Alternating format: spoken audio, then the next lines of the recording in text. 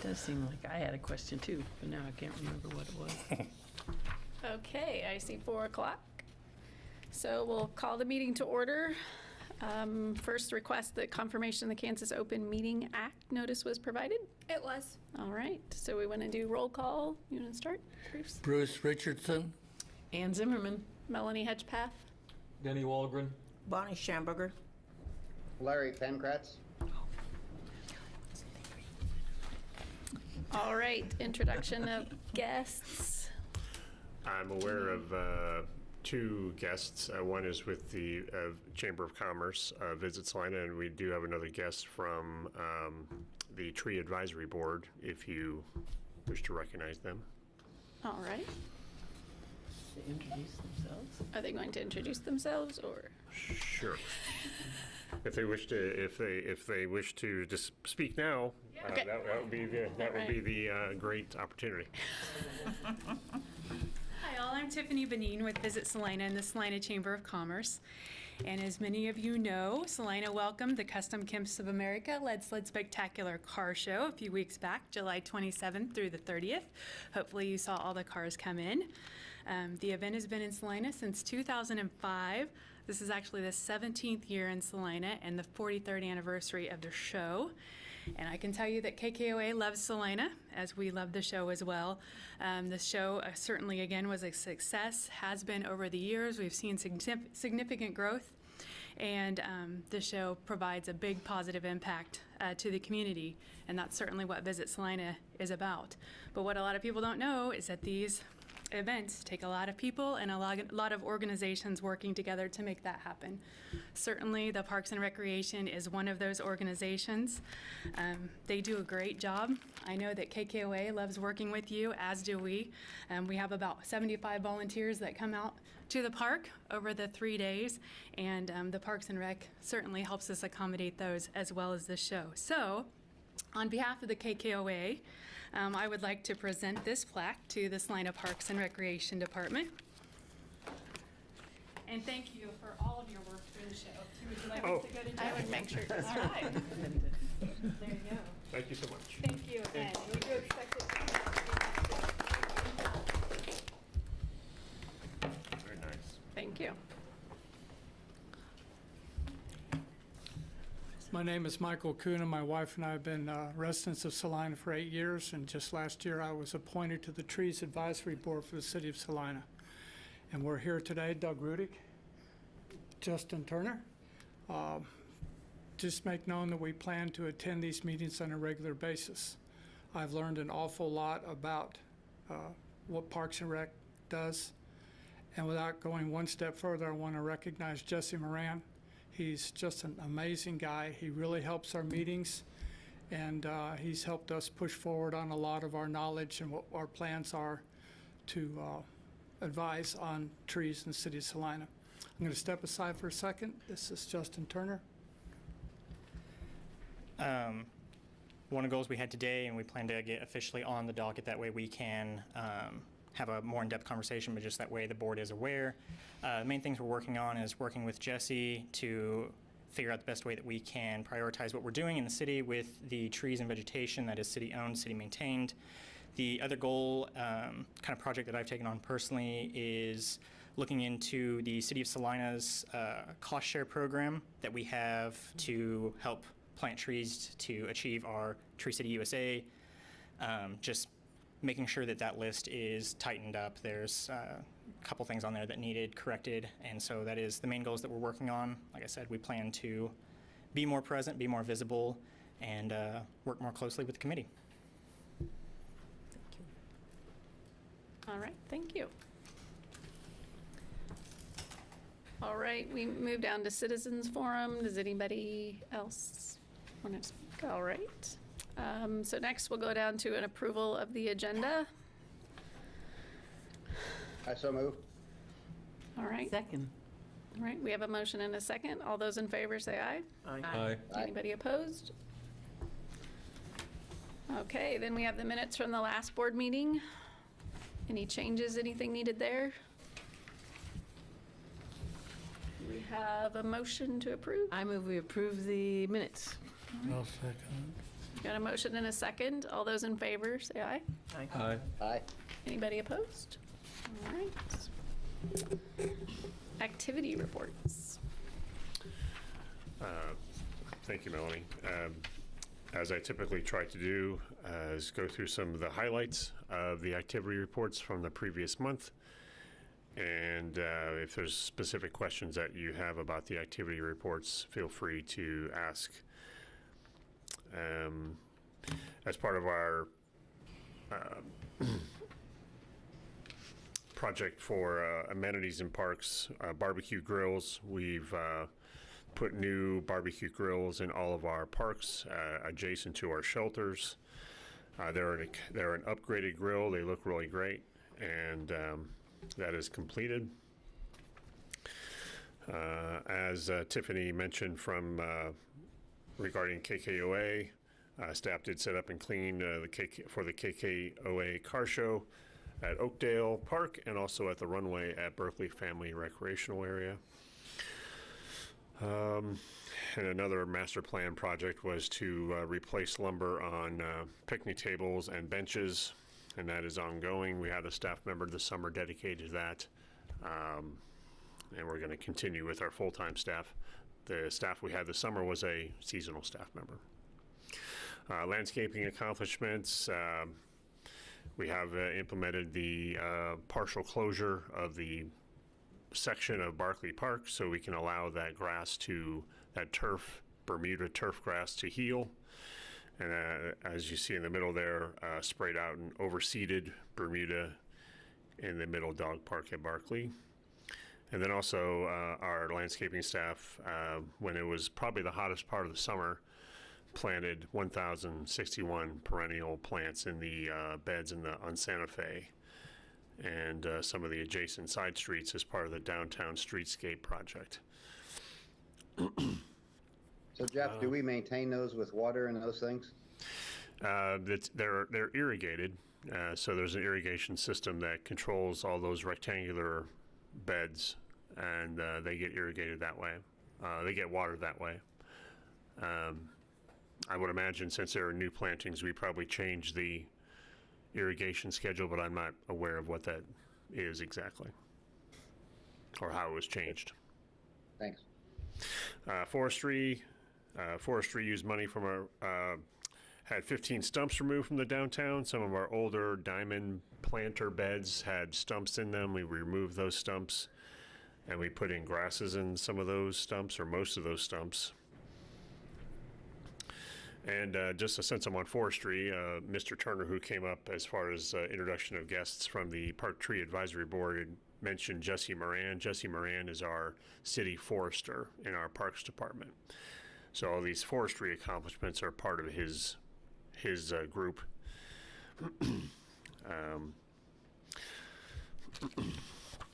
See, I have under therapeutic recreation, Sarah, our recreation supervisor, took the therapeutic recreation group water walking and had a bingo event in July. Special event, early part of July, July 4th, we had the Play Day in the Park event from 11 a.m. to 2 p.m. You'll probably recall we haven't had that event since 2019. I saw several of you there, so that was great to see. And It was what's that, It was Larry? nice to get that started back up. That was really a nice thing. Thanks. Yeah, it was a great thing. We have some improvements to do about how we serve hot dogs to 2,200 people, but we did it successfully. It was a little slow at times, but we got it done. We missed the watermelon, so. Yeah, that was a tough buy. We were not sure if we could got that much watermelon. Same thing with ice cream. That was a tough get. So we had to go for the snow cones this year. But ice cream and watermelon are on our list too as potential future improvements. I was impressed how well you did on frying all those hot dogs. I think we cooked 3,000 some hot dogs that morning, so it's a couple staff. Let me finish what I'm doing, then I'll hand it over to Travis if he wants to talk about outdoor and indoor athletics. Facility maintenance accomplishments on the last page of the activity report. we've, instead of having a screen system at Kenwood Cove over the cabanas, we've, that, it tends to rip and get torn and dry rotted. We put a lattice shade structure, and we put a lattice shade structure under the larger cabana that was used to be the locker area. That was something that was accomplished in July. The Bill Burke bathroom, south bathroom roofing was finished. And as you see the pictures from our custodial team about a police department floor that looks amazing, even in the pictures of how much it's improved. But if Jeff, could I ask a question about this? How many are in the custodial crew? I didn't even know we were in charge of that. the custodial crew are part of our facility maintenance division. There's kind of three divisions in that section, or in that division. There's the custodial, there's building maintenance, and then there's construction. The construction, for example, is doing the work at Bill Burke bathrooms. Custodial, there's a custodial lead, and then there is 3 full-time custodials under that lead, and then there's 4 part-time custodials staff under that lead. I was impressed to see they applied 10 layers of wax. Yeah, yeah. You can certainly see the reflection on the floor, even through the pictures that were in the activity guide. I have a question on the Kenwood Cove, the revenue for this year. How does that compare to the last couple of years? Is that above, below, or about the same? So I obviously, just a couple days out, I'm still looking at all of my preliminary numbers. Looks like we are a bit behind last year in revenue, as well as membership sold and our admission. One of the things that I think is probably connected to that is we were closed either partial or full days more than double this summer because of weather than we were last year. So I'll have all that information for you in the next meeting, though. And if Travis wants to give any report regarding Salina Fieldhouse or outdoor athletics, that'd be great. Yeah, just touch on a few highlights. You know, we wrapped up summer camp in July. That went really well. I was pleased with the quality, and variety of programs within there. You know, having Sarah definitely helped take a little bit on my plate. But we were averaging 70 to 80 kiddos per week. I think when we started, we were in that 40 to 50 range, so it's doing nothing but growing. I also wanted to mention that, you know, the USD provides the food for the June, but then they shut down there in July, and the YMCA did step up and finish the camp out, so that was nice to have. I also want to mention, and this is kind of a bad thing, that the Child Care Aware grant did cease, you know, as of June, so we will not have that grant moving forward that we're aware of. We were fortunate enough to have it the last 2 years, and that did end June 30th. So back to our basics, I guess you would say, and we're already planning for that for next year. So we did have a few events in the field house, and then outdoors, we did have our leagues finished the second week of July. Why I mentioned that is very, very rare. We usually finish that 3rd to 4th week of July, and it's contributed to the turf. We did have 2 inclement weather days. We're calling it now. We can't call it rainouts because, contrary to what the public may think, you will have inclement weather days. You can't control lightning. So we did cancel twice due to lightning. But rain, the beauty of it, you know, you can wait for a little bit and then get back on it and go. So that was nice. And wanted to give kudos to Dave Atterkirk for soccer. I listed those. He has 28 youth 3v3 teams and 11 7v7 teams this summer. So those are good numbers right there. So appreciate his dedication towards soccer. You know, after COVID, it took a little delay, but we did get the adult softball and kickball programs back up and going. So we started those late summer, and we had 11 teams, and we got kickball. Yes, kickball for adults. They tend to like it. So, but at least we got the programs going again. Our outdoor tournaments, we start winding down. We may not have the quantity that we do in the spring, early summer, but July kind of hosts our prestigious tournaments, I would say. The Grand Slam is one of them. And then we hosted the USA softball with 42 teams, and then Hap Dumont State. So more of your state or prestigious tournaments, and maybe Tiffany, correct me if I'm wrong, but every single one of them had their 4-letter word, rain, but we were able to play. So that was big for us. And in the past, that has not been the case, and it always seems to rain at the wrong time. So we did delay, but we were able to pick up and go and host those prestigious tournaments. So unless Andrea had something else, or you guys had any other questions pertaining to recreation, we do have Andrea here. That's a very, very rare moment. We did close Kenwood Cove, so she's taking a breath right now. So feel free to ask her any questions, and we will get you some final numbers here in the next month or so when it pertains to Kenwood Cove. Any further questions? I have two. There was two things on the city commission docket since we've met last. One was the baseball. I think they presented to city commission also the disc golf. If you could update us on Jeff. Sure. The disc golf was a license agreement to allow the Central Kansas Disc Golf Club to develop an area at the runway, a Berkeley family recreational area.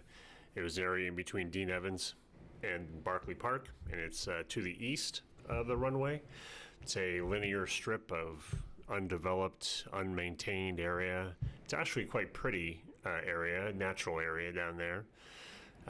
With the license agreement, the Central Kansas Disc Golf Club has a desire to develop a 12-hole disc golf course in that area.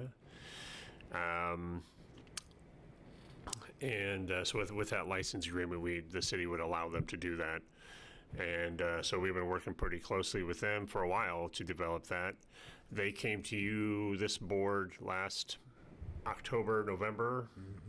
I don't remember what month it was, that presented you a plan to develop that area.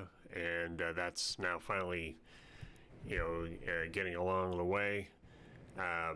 We're just waiting. I'm waiting for the city's portion of signing the contract, and then we're going to start seeing some activity out there to make it more accessible, knock down some trees that are kind of hazardous, to use a rough mower to develop some pathways to allow the club to come in and start doing work needed to put in baskets and put in sleeves with concrete so the basket can sit there, and then they'll start, this fall. I think this fall and this winter is going to be played quite a bit, and to make sure they have the right layout, and then they can start putting in tee pads maybe this fall or maybe in the spring, which is a concrete pad of where they would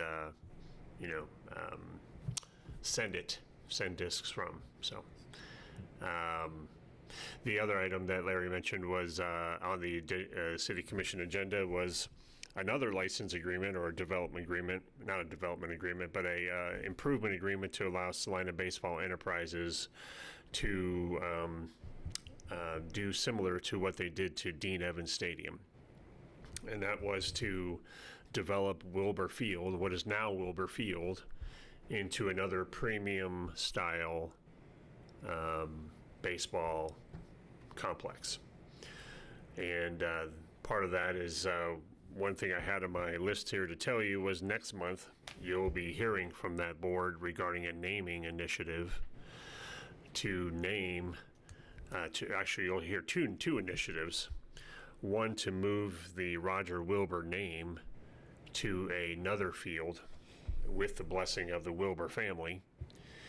and with the blessing of USD 305, I hope, they're trying to get those letters and documents together, but also for a new name for the field that is next to Dean Evans Stadium, be the north of Dean Evans Stadium.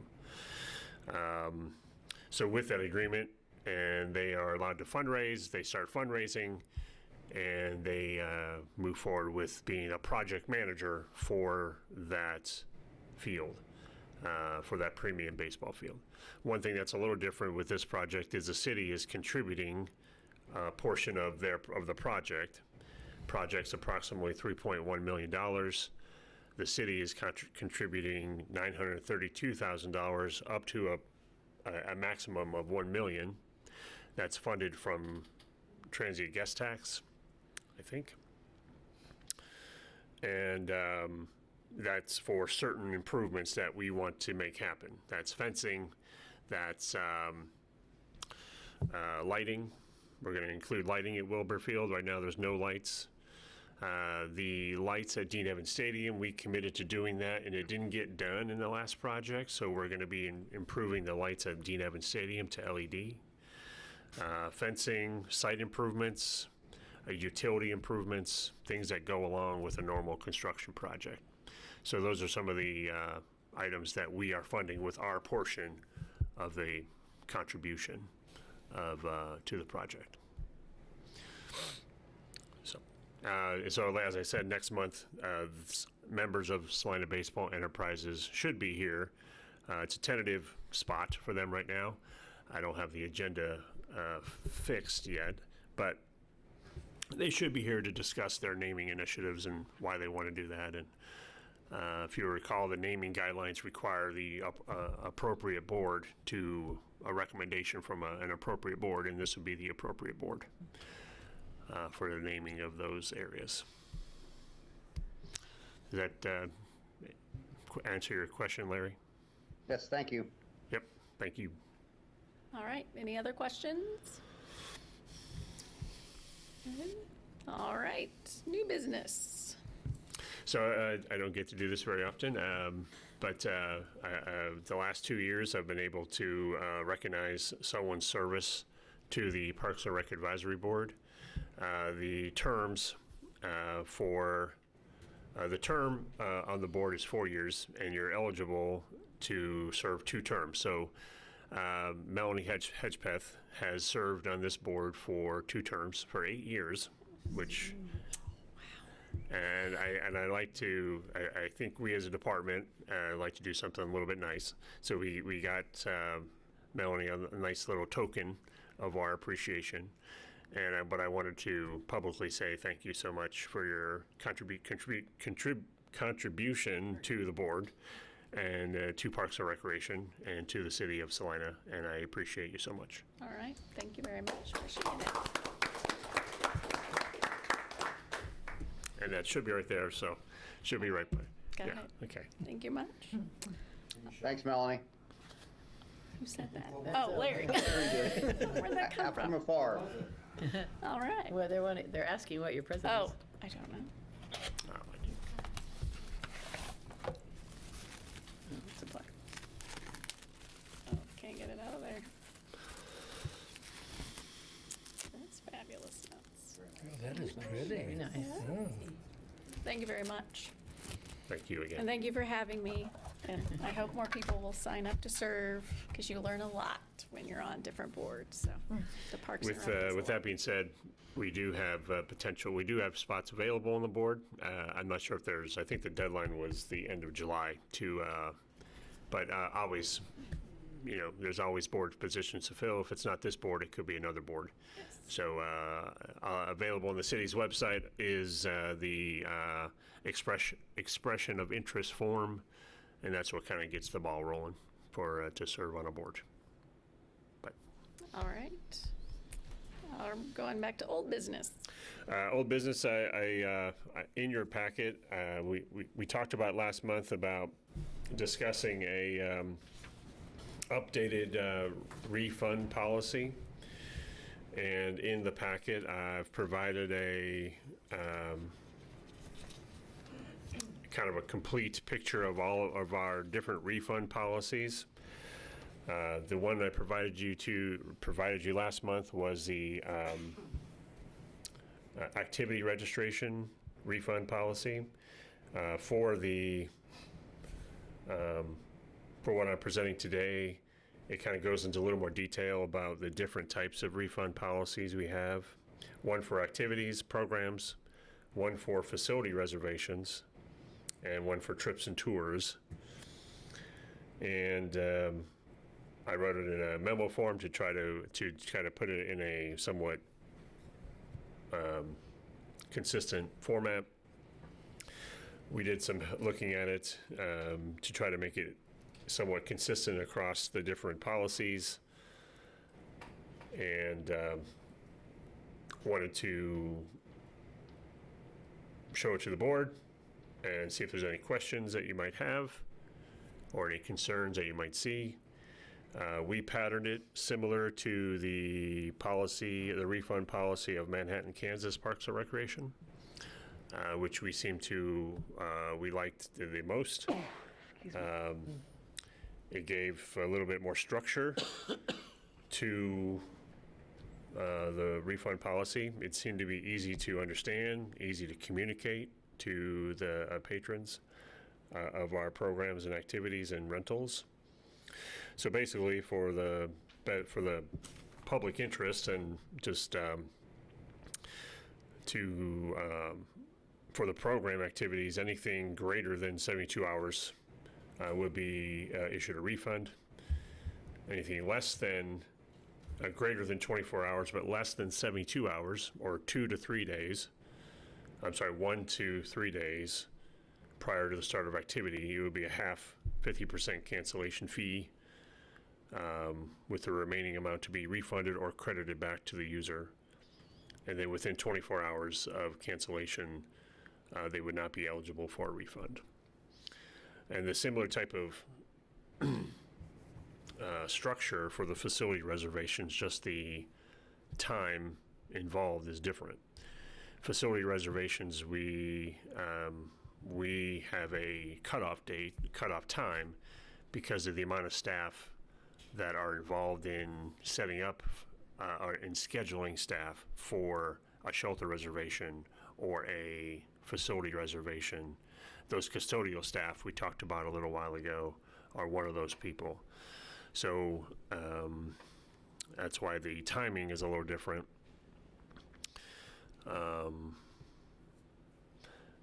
And trips and tours is an interesting one. We don't do as many trips and tours as we used to. Most of the trips and tours we do are day trips. However, many of those trips do have a component in which we need to pre-purchase a ticket, or pre-purchase an admission, or pre-purchase a bus ticket or transportation. So those costs are already locked in at the front end that I can't get out of. So that's why we looked at it a little differently, or I looked at it a little differently, the trips and tours policy. And as you can read through the trips and tours, kind of layer in a little bit of flexibility, but also based on what we've contributed. And so the sentence there, want to make sure you understand, and we do allow people to replace themselves. If they find a replacement who wish to go on their behalf, then that would be good. But the credit amount or the refund amount would be equal to the actual per person fees recovered by staff. So depending on what type of cost we have to lock in on the front end, whether it be food or the bus ticket or the admission ticket. That depending on that, that's the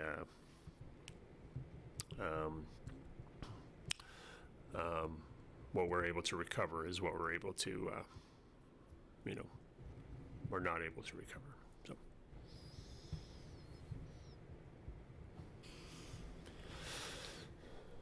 Any questions or discussion?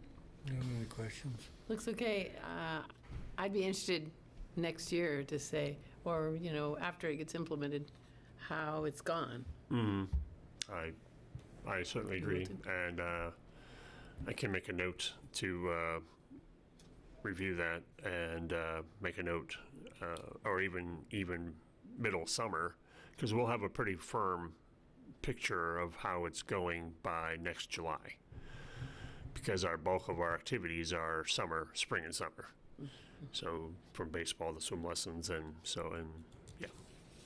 I think it's well stated, and I mean, it's consistent, which I think is good, and then you still have a little leeway with extenuating circumstances. which Certainly. There's always going to be some of those. Certainly. I think myself and our staff in Parks and Recreation are, first and foremost human beings who are reasonable people.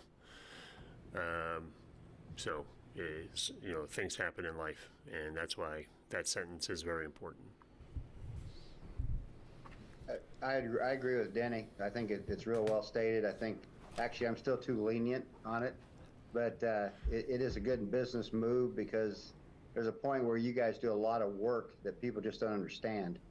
So I think it's a real good move. Thank you. Great. Thank you. And I would appreciate a recommendation if you were willing to take a motion to do so. I'll motion to approve the agenda, the change. I'll second it. All right. We all have a motion and a second. All those in favor for the proposed refund policy recommendation? Aye. Aye. Any opposed? All right. Thank you. Any general announcements? Yes, you have As I to- meant, I did provide the fall and winter activity guide that just came out. We just had it published, printed today. The printing we got received today. It's been online for about a week. Next meeting, as I mentioned already, Salina Baseball Enterprises will be here to talk about a naming initiative and probably give a brief overview of their project. Bill Burke, talk about tomorrow we have bids opening for the second, I would call it a second phase of improvements at Bill Burke. Includes fencing improvements, gate improvements, foul pole adjustments, new dugouts, concrete improvements, sidewalk improvements. So it's going to be a very good thing. And so as soon as we get those bids tomorrow, we should be able to go to a commission, get the project approval at the end of August, and then be able to start by the end of September and be done before ball season next year. And that's all I had for general announcements as far as us. All right. Where are we at as far as the Jerry Ivy, the filling the pond in, and then as far as the pickleball courts over at Oakdale? Good. Jerry Ivy pond demolition. We're waiting for the contract documents from the vendor. We met with him last week, last Tuesday morning, actually. They believe that they would be able to get started here.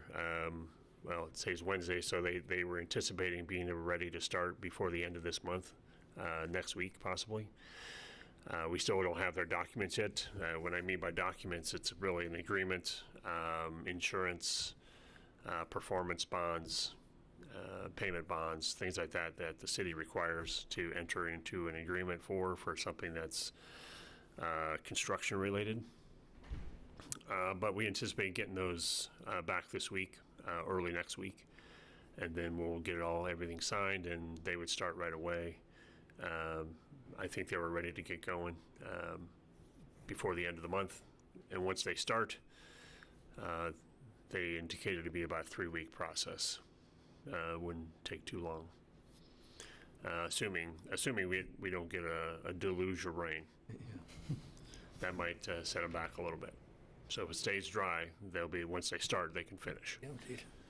So I would anticipate being totally. I would hopefully be done by the end of September. Pickleball, we just started getting some documents from the pickleball construction group, and they indicated to me today that they would have the rest of those done here in the next week, and have those to us so we can enter into an agreement, start having conversations, and start scheduling construction to occur. The one thing that needs to happen, which should be happening here soon, is the demolition of the existing courts at Oakdale Park. That should be happening very soon. So we need to remove those courts before we start doing pickleball construction, yeah. How many, well, not all of them will be covered by pickleball courts, right? Or will they all of that area that has tennis courts will now be pickleball courts? No, so one half of them, basically. So there's 8 courts. They're total for 2 sets of 4. And 8 pickleball courts will sit on the footprint of one of those two areas. pickleball or tennis sets, yeah. So does the other go back to grass, or what will it have? It's our intention to go back to grass for the remaining area. The Smoky Hill River Festival really has plans on how they like to use that. And, I think it's part of their future plans to have growth of the event and add more artists, add more food, add more craft area. So, yeah. Any other questions? I have one question. Now that Melanie's leaving us, and then Matt, wasn't he the vice chair? Who is going to be the chair and vice chair in the future? That's a good question. Next month we'll have to. I don't know the full answer to the question because I don't know when the timing of the city commission action to assign board members would be. I know it's on the agenda. It's on the plate. It's on their plate to get it done. I just don't know when that is. But once we have the meeting in September, we'll have to have a vote, a motion, and nominate. You can nominate a chair and a vice chair, and have that done before the meeting starts. Before we move into any business of the meeting. And this was Matthew's last meeting. I'm not sure if he reapplied or not. Okay. His term I was got the a impression 4-year from his term. I don't email. know if he reapplied for an additional term or not. Okay. All right. Thank you. We would have to have a quorum at the next meeting to elect Yes. Yes, we would. officers. Well, we'd have to have a meeting. We'd have to have a quorum as well. Yeah. Right, but it'll be harder to have a quorum when we only have a reduced number. Do we have is it a majority of whoever's left on the board? It's what I've been informed of is that it's a majority of the number of assigned or appointed. I'm sorry, appointed is the majority of the number of appointed members of a board. Okay, so if they, well, I guess they'll be appointing them soon, I guess, but Yes. if they're not appointed yet by the next meeting, whoever's here or whoever's left Right. can Right. have a majority. And, Correct. Okay, thank you. All right, any other questions? All right, so this is my last meeting. I'll motion to adjourn. Second. I shall second it. All right, all those in favor say aye. Aye. Yep. Thank you, Melanie. Thank you, Melanie.